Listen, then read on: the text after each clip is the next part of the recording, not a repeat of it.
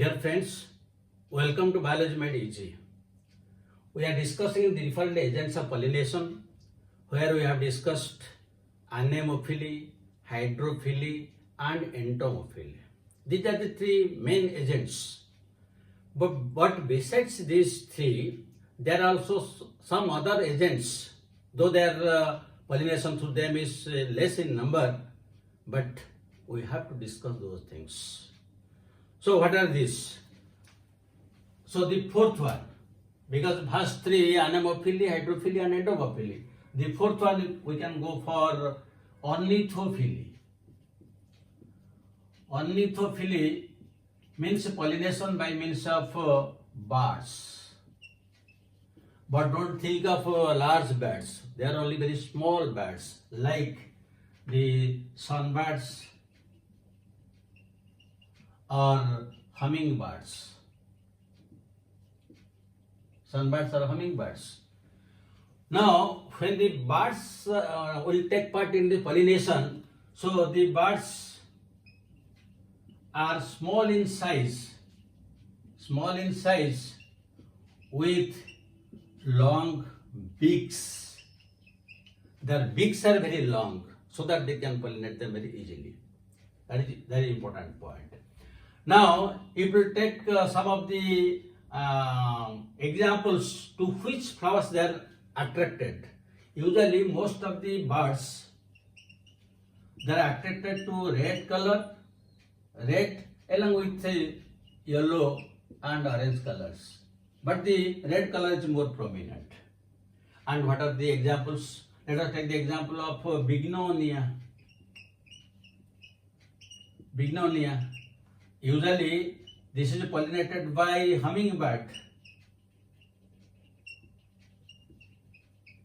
If you take the case of aloe vera, you are acquainted with this aloe vera. So, this is usually pollinated by means of sunbirds. Then it takes up another case, then you can take salmelia. Salmelia.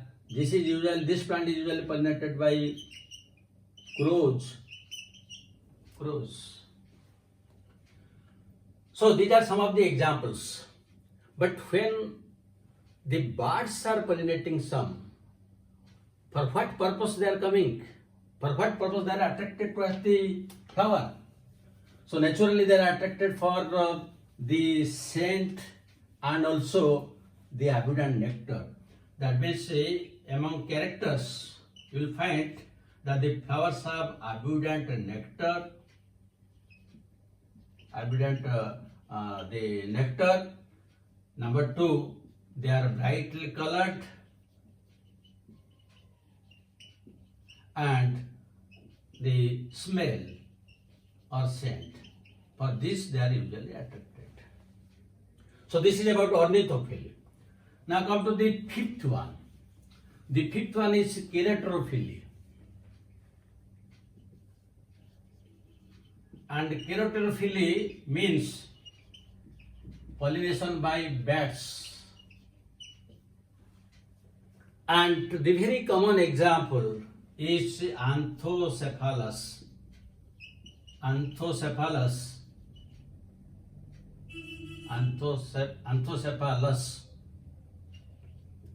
This is Anthocephalus kadamba.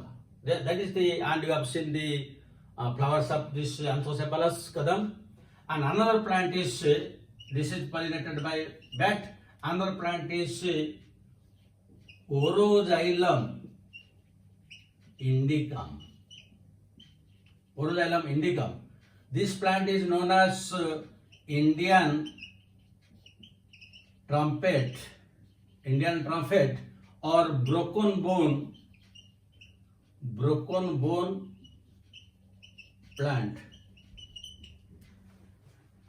It is also in India it is commonly known as ghost plant. Why? Because the flowers are very long, around 6 feet, and they are covered by white petals, 6 feet with white petals. And usually the bats, they go for pollination or to take the flowers or the fruits during night time, and the flowers are white colored, so they appear as if the ghosts are sitting in the plant body. That is why it is known as a ghost plant, though this plant has so much of medicinal importance. So this is known as Cheiropterophily. Then the sixth one you can take Ophiophily. Ophiophily means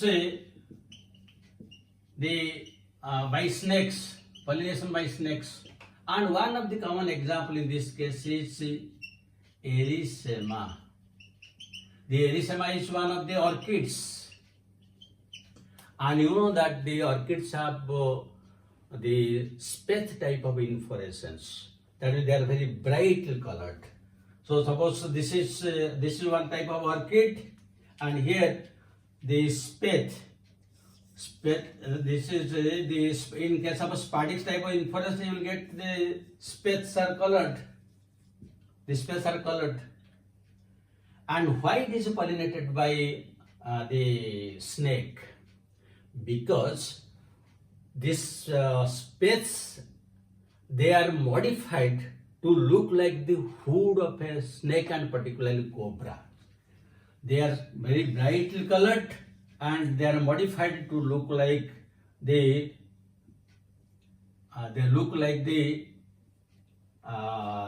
hood of a cobra. So the actual cobra thinks that there is another cobra is there, so it comes to play with it, and when it surrounds around this inflorescence, the plant gets pollinated. So this is known as Ophiophily. Then the other very small examples are there. Then another is Malacophily. Malacophily means pollination by snails. And here the common example is the water plant Lemna. And the another is Myrmecophily. Myrmecophily, here the pollination is by ants, and the common example is acacia. So these are the different agents of pollination. But all these are the cases of natural pollination. That means the plants have to depend upon the either air, water, or the insects or birds, all these things for pollination. But suppose the pollination cannot take place because these external agents are not available, because it is a matter of chance. But if we want to make a cross between two plants, we can do it. That is by known as artificial pollination. We can do it, artificial pollination. So how we can do it? So that process is known as artificial pollination, is known as hybridization. So in case of artificial pollination, what you have to do?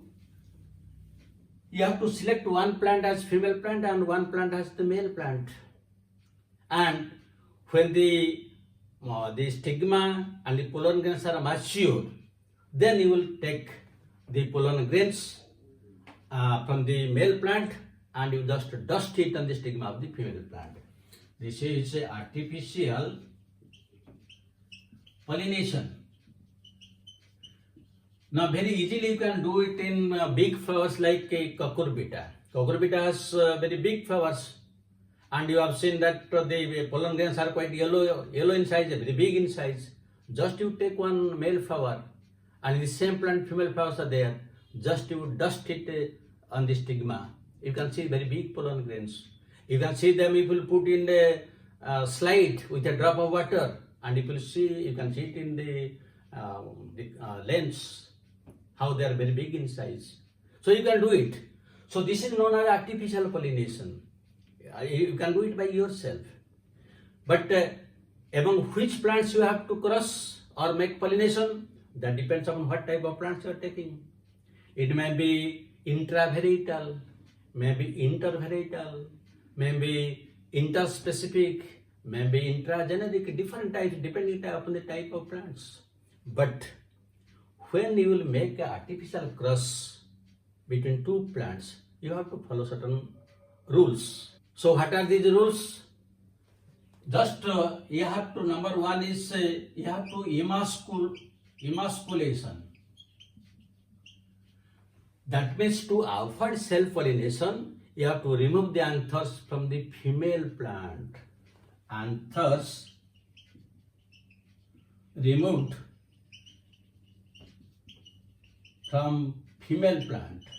That is known as emasculation. To avoid self-pollination. This is a very important question. Then it is followed by bagging and tagging. Before pollination and after pollinating the female flower, you have to put a bag above it so that before and after the foreign pollen grains cannot fall on it. That means only the pollen grains of the desired plant will be there. And you have to tag it. With which plant you have to made the cross, you have to give a tag. And after a few days, you will find that the fruits are formed within the bag. Then only you can remove the bags. So, in addition to the natural pollination, if we want, we can do this artificial pollination and we can get the desired plants. And we can do it very easily. So, this is about the different agents of pollination. Again, we'll meet when we'll discuss the post-fertilization changes, fertilization and post-fertilization changes. So, thank you very much for watching the video. Have a good day.